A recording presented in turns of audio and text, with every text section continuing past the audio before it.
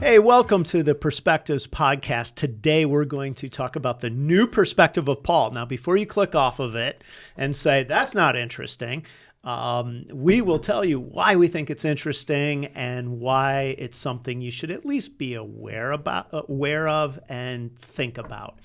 So I'm joined by Pastor Bryce Vaught. Yeah, welcome. Glad to be here. And so why don't you give us kind of the quick high-level view, what is this? And then we can talk a little bit about why somebody should care. Yeah, so it really has to deal with how we read and interpret Paul's writings, specifically Romans. Like what's the major theme of Romans that he's trying to communicate? Traditionally, evangelicals and Protestants kind of trace back their interpretation to Martin Luther and the Reformation, where he interpreted the main theme of Romans to be how God saves sinners, that it's the gospel, God justifies, brings us in right relationship with him. But then from what I could tell, like even in the 70s and 80s to some scholars today have tried to maybe read that critically and saying, was that what Paul was trying to communicate? Did maybe Martin Luther read his context into Romans and maybe misinterpret what Paul was trying to communicate through Romans? And the idea is that maybe justification doesn't have primarily to deal with our right standing with God, but it really has to do with our relationships in the Jewish community as well in that day. And so, okay.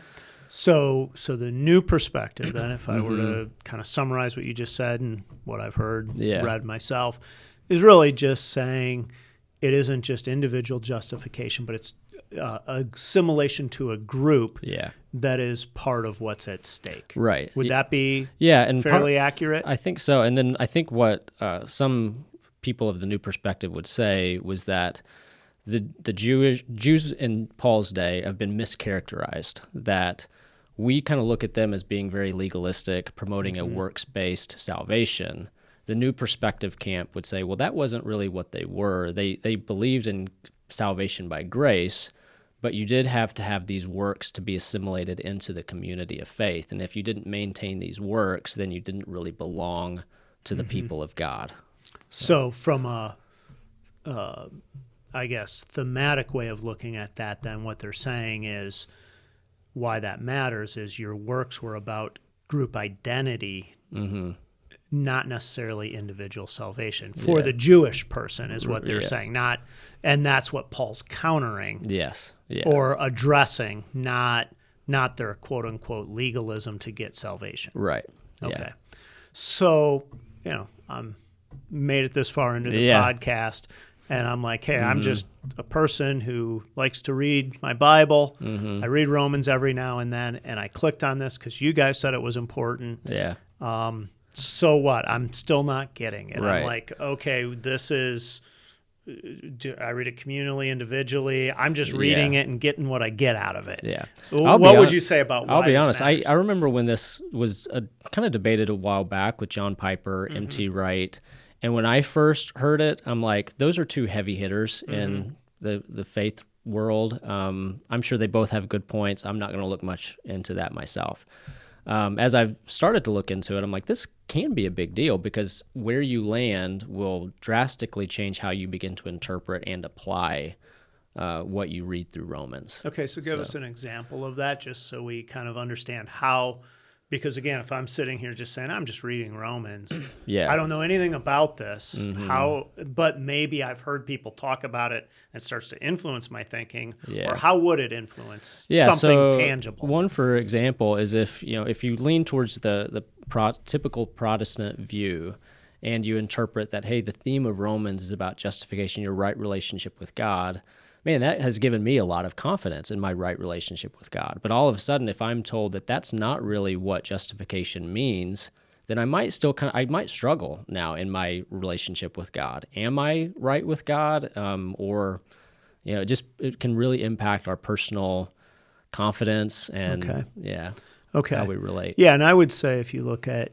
like just in Romans 1 where it says, I'm not ashamed of the gospel, for it's the righteousness of God for salvation. As an example, righteousness of God, if you take kind of the more traditional view there, would be the righteousness that God imputes to sinners. Yeah. The righteousness of God for somebody in the new perspective would be God's righteousness goodness, justice Yeah. in general is what's at stake, not what's imputed. Right. And obviously that phrase is repeated many times through Romans, so it has some bearing. What would be the draw or the benefit? Why would somebody say, oh yeah, this besides trying to just interpret the text in their most honest way, but what would be the benefit or the draw, or somebody who's in the new perspective, why would they say this is a better way to read the text? Yeah, I think there is something that has been underemphasized within the typical Protestant view of reading Romans, that I do think we're very individualized in our Western society. And I think we can underemphasize just how your right relationship with God should impact how you relate with others. That maybe we've taken it and say, well, I'm right with God, I'm good, other people are good, and we don't necessarily pursue a real tangible relationship with others because we're really just concerned with our own standing with God. So I think they are trying to say, hey, it's not just about you and God, it's about being in the right relationship with others, so we need to pursue that with intentionality.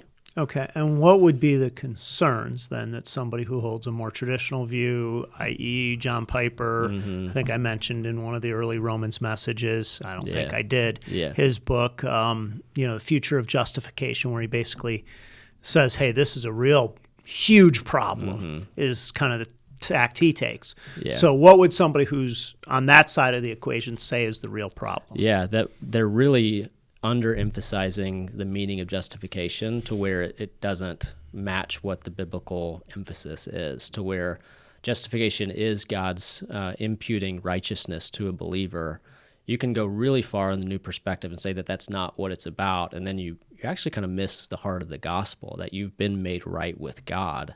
So would Piper go so far as to say, if you hold to the new perspective, you may in fact miss salvation because you have so neutered the idea of justification? Yeah, I think so. I think you can get too far on that side to where you do miss the heart of salvation. So. Okay, so if that's true, then we're talking about false doctrine, heresy, all kinds of things, not just, hey, there's two opinions, you can kind of choose one or the other. Yeah. So how do you see it as you've thought about it, studied it? Should that be considered heresy? Should it be, well, there's more of a moderating position? Kind of what's, if that's why this matters, then how should somebody think about it? Yeah, I want to really lean in, and I do lean towards the more typical Protestant and the way Martin Luther has, interpreted it. I think that is the heart. I mean, you can look at it through Romans, to where Paul is writing to, and he just says how it impacts individuals, how their right relationship with God leads into right relationship with others. So I think we probably are in a time where we need to reemphasize the communal aspect, that you do need to pursue right relationship with others. This isn't about your own individual walk with God, but your individual walk with God should impact how you love and treat others, and probably reemphasize that aspect of our faith and our walk with God. So. Okay, so let me try to pin you down a little bit. Yeah. Heresy? I don't think so. I think there's been some people who have taken some of the New Perspective writings and tried to make it that way. I was listening to a podcast even with Michael Bird, who's leans towards the New Perspective, but he, even in his conversation, he sat down with one of the original writers of the New Perspective. And that guy, I cannot remember his name, but he's like, you can hold both. Like you can hold the traditional Protestant view and a New Perspective view. And Michael Bird, in that conversation with him, he said, if you would have just said that in your original writing, we would not be having the conversations we have today. And so I think we've just kind of missed it. And that guy's response to Michael Bird was like, well, then we wouldn't have as much fun. Like, we wouldn't have this debate. Right. So.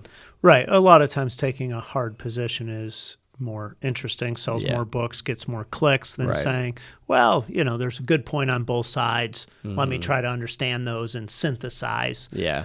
Which is generally a better life approach, although you do have to be aware that if there is something that could rise to the level of damnable heresy, that you can't just simply say, oh, hey, these could all be there. So I probably would be similar to where you are of saying, oh, I probably wouldn't go as far as to say what John Piper said. I'd probably be closer to his understanding, but I wouldn't probably say all the writings I've read on this are that. Yeah. Having said that, I do think there are some real issues at stake that can lead to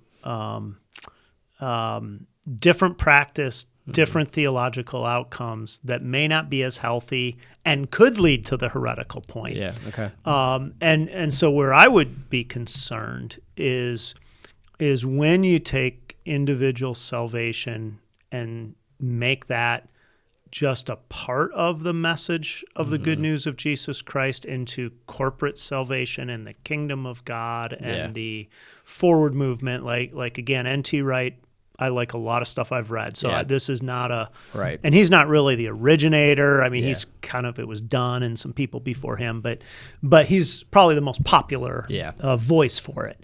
But even like his New Testament, his translation, it's the Kingdom New Testament. Well, what he's trying to do is he's trying to emphasize that the gospel is more about the kingdom of God and the kingdom coming now and your participation now rather than it is some future thing that I get by what I believe now. And again, there's a truth for that is good. Yeah. But when taken to its logical conclusion, in some ways, it can say then the work of God that we're learning about in Romans, all of Paul's writings, is about getting us to participate in the kingdom here and now, not about what we believe and our future.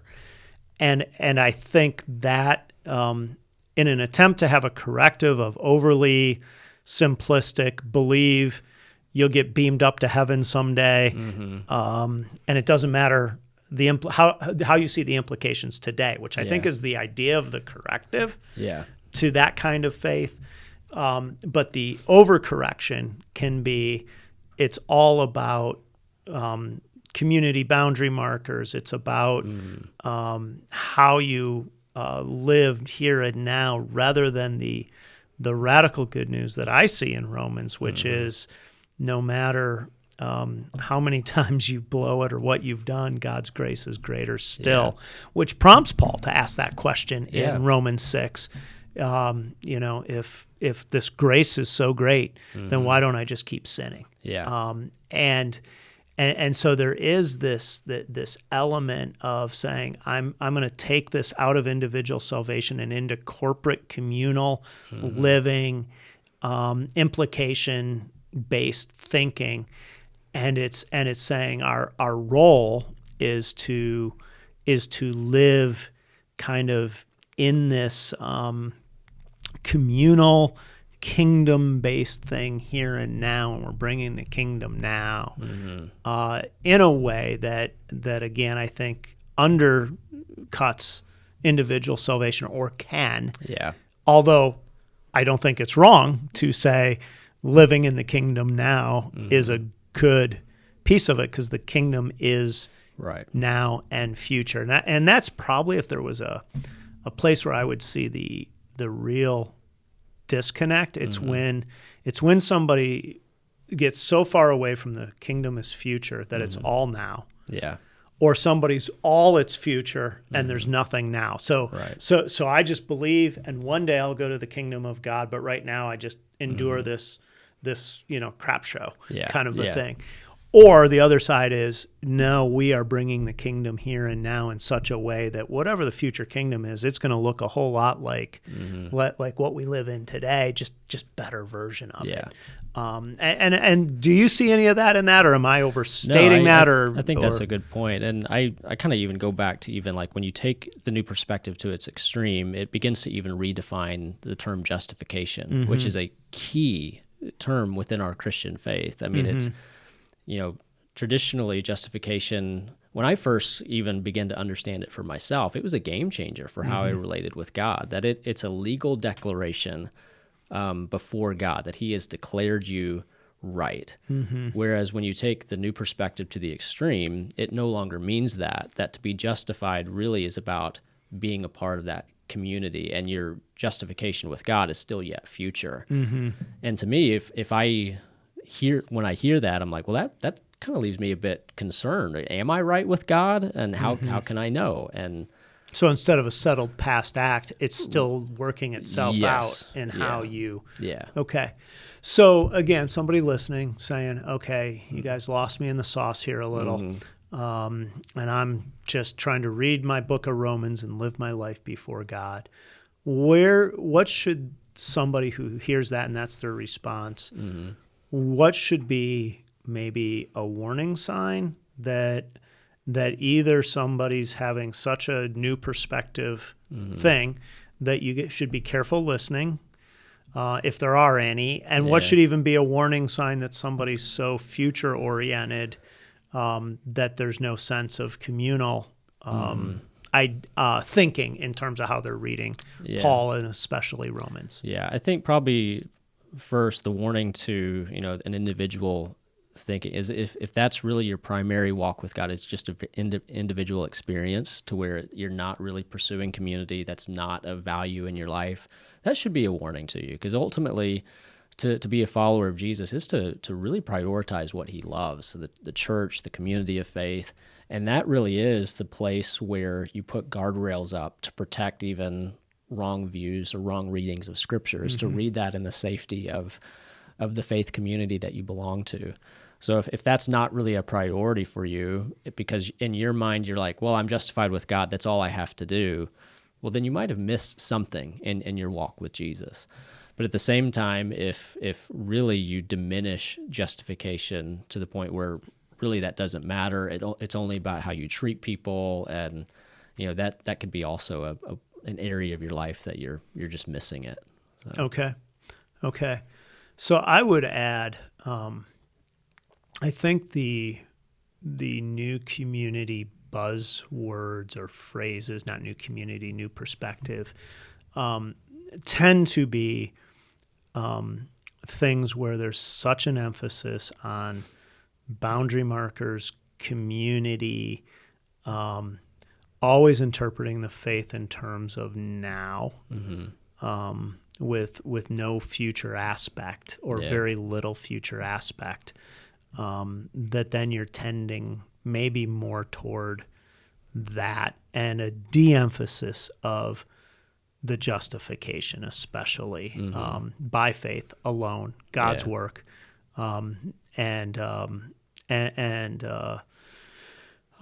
again, the community boundary markers, the reason that becomes such a thing is by making it about community boundary markers. What they're actually doing is saying Paul's letter is to eliminate them. And so what happens in the new perspective is then you say, well, what are our community boundary markers today? How can we eliminate them so that everyone can be part of the community? Now, again, probably good-hearted to say, let's not have false barriers for somebody becoming part of a community of faith. But part of being a community of faith is there actually are boundary markers that have to do with belief, with behavior, with some of these kinds of things.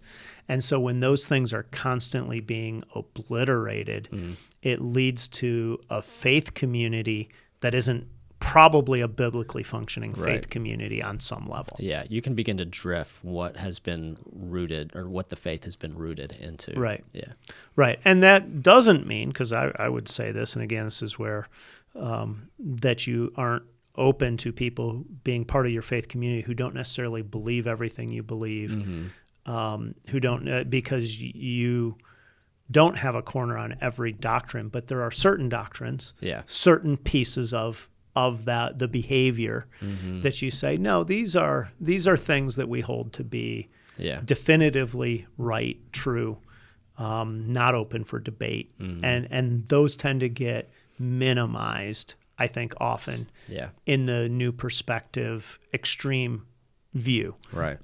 If we're going to call it extreme view. So anything else you'd say to somebody who's hearing this that they should be at all concerned about? Or no, I think just again, just reading In the context of community, just trust, you're going to end up trusting somebody. And so putting yourself in a position of biblical community that you can have leaders, pastors, small group around you that you can really lean into to help put some guardrails up. I think that's the best course of action when trying to read and interpret Scripture and begin to apply it. So just making sure you're rooted in a community that is grounded in the faith and what's historically been true in the Christian faith is key.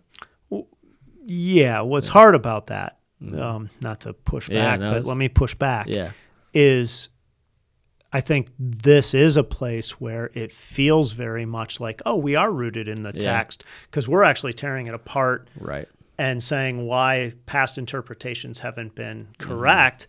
Look at this, but it actually feels to somebody like, not only am I rooted in community, but I have higher, better knowledge than everybody who's gone before me because it's new. Yeah. We figured it out now in a way that people haven't in the past. And so I think that can actually be a deceptive guardrail. Yeah.